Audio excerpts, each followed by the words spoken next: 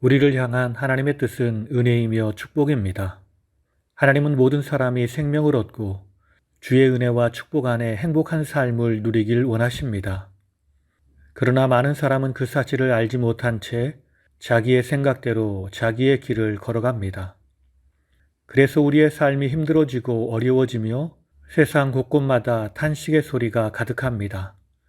우리는 이런 어려움과 탄식 소리에 부담을 갖거나 마음이 위축되어서는 안 됩니다.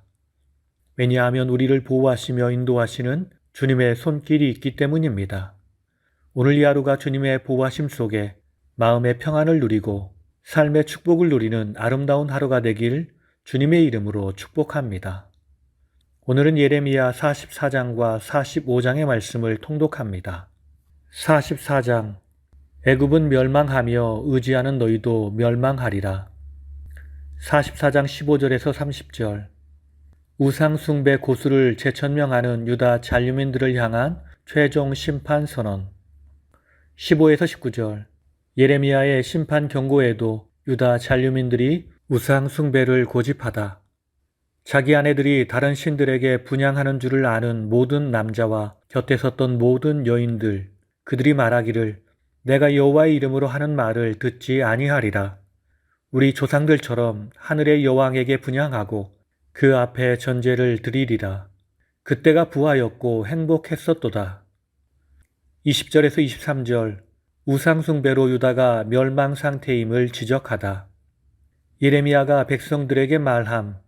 여호와께서 우상숭배에 대한 심판으로 이렇게 된 것이라. 24에서 30절 심판 경고에도 불구하고 우상숭배를 고수하는 애굽 이주 잔류민들을 향한 최종 심판 선언. 너희가 원하는 대로 우상을 섬겨보아라. 26에서 28절 애굽의 온 땅에서 유다 사람들의 입에서 다시는 내 이름을 부르지 아니하리라. 애굽 땅에 있는 모든 사람이 칼과 기근에 멸절되리라. 소수의 유다 생존자들만 본토에 귀국할 수 있으리라. 29에서 30절 느부갓네살이 애굽의 바로 호브라 왕과의 전쟁에서 승리하리라. 우상 숭배를 없애는 일은 결코 쉽지 않습니다. 우상은 언제든지 어디서든지 우리의 삶을 침투할 수 있습니다. 그러므로 우리는 깨어 있어야 합니다. 30절에서는 애굽왕 호브라의 패배의 이야기가 기록되어 있습니다. 애굽왕 호브라는 주전 588년 유다왕 시드기야가 바벨론 왕 느부갓네살에 의해 침입을 받았을 때 군사를 동원하여 예루살렘을 포위하고 있던 바벨론 군사들을 떠나게 했던 인물이었습니다. 당시 시드기야는 애굽의 호브라가 계속해서 도와줄 것이라고 믿었기 때문에 바벨론에 항거하지 말라는 하나님의 말씀을 거부했습니다. 그러다가 결국 시드기야는 바벨론에 의해 포로로 잡혀가게 되었습니다. 하나님이 시드기야를 심판하신 것처럼 애굽왕 호브라를 심판하실 것입니다. 그의 죽음은 외형적으로는 복잡한 국내 정세 때문이었습니다.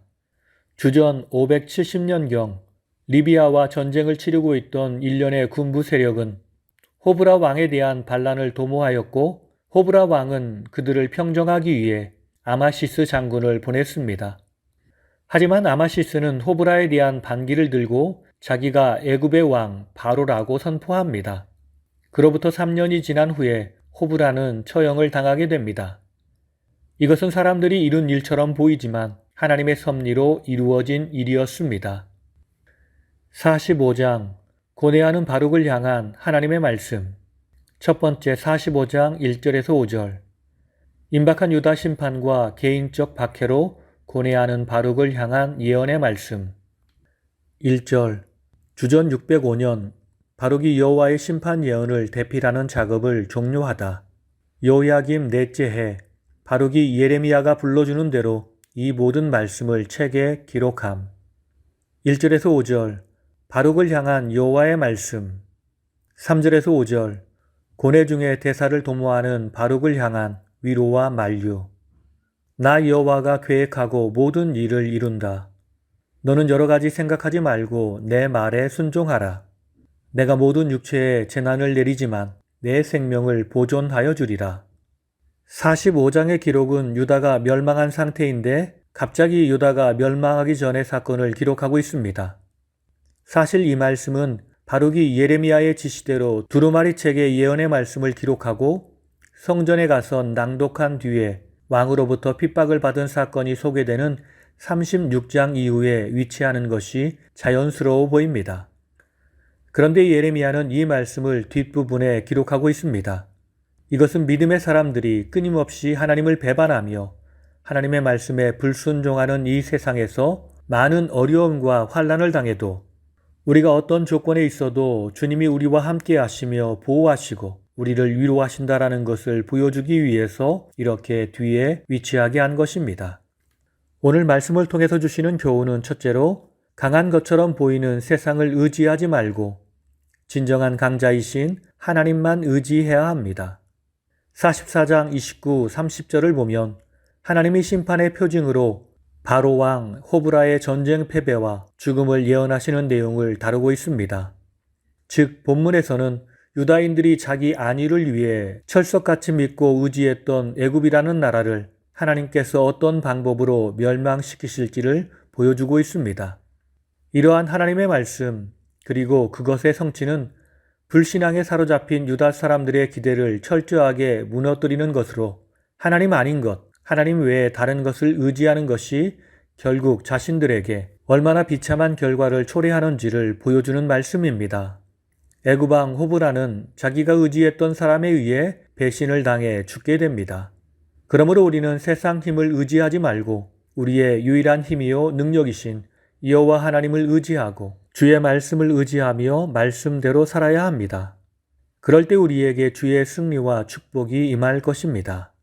두 번째, 사망으로 치닫는 세상에서 의인들만은 영생을 전리품으로 취하게 됩니다.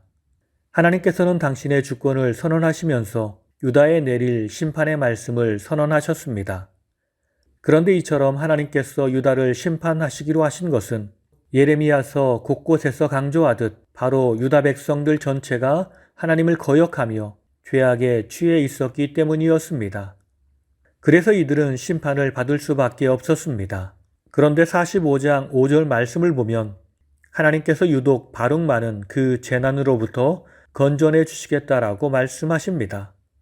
내가 가는 모든 곳에서는 내가 너에게 내 생명을 노량물 주듯 하리라 여호와의 말씀이니라. 여기서 내 생명을 노량물을 주듯이라는 말은 당시 사회에서 문학적으로 빈번하게 쓰이던 속담과 같은 말이었습니다. 이 말은 많은 상처와 고난을 경험했던 그를 하나님께서 최후의 승리자로 서게 하실 것이며 그 대가로 노량물을 주듯 생명을 주시겠다라고 말씀하시는 것입니다. 그러므로 우리는 고난에 져서는 안 됩니다. 끝까지 주의 말씀을 지키는 주 앞에 의인으로 살아가야 합니다. 오늘 이 하루가 주 앞에 의인이 되어 주님 주신 생명으로 영생을 취하는 우리 모두가 되길 예수님의 이름으로 축원합니다. 다 함께 기도하시겠습니다. 사랑이 많으셔서 우리와 함께 하시며 우리의 삶에 필요한 모든 것을 채워주시는 주님. 주님이 우리의 삶에 필요한 모든 것을 주셨습니다. 우리에게 생명 주시고 물질 주시고 건강 주시고 가족 주시며 모든 권세 주심을 알고 감사를 드립니다. 그런데 우리는 연약해서 이 모든 것이 마치 하나님 밖에서 오는 것으로 착각하며 살 때가 많았습니다. 나의 수고로 얻어진 것이며 다른 사람의 도움으로 얻어진 것으로 착각할 때가 많았습니다. 그래서 우리는 세상의 도움을 구하며 세상에서 헤매일 때가 많았습니다. 이렇게 주님을 떠나 악으로 향하는 이 세상에서도 나와 우리 가정은 오직 살아계신 하나님만을 섬기는 아름다운 삶을 살게 하옵소서. 이것으로 세상에서 버림을 당하고 환난을 당한다 할지라도 두려워하거나 염려하지 않게 하시고 반드시 주님께서 이 모든 것을 회복하시고 우리에게 생명의 면류관을 주실 것임을 기억하며 끝까지 믿음 가지고 주와 동행하는 우리 모두가 되게 하옵소서. 살아계셔서 우리와 함께 하시는 예수님의 이름으로 기도드립니다. 아멘.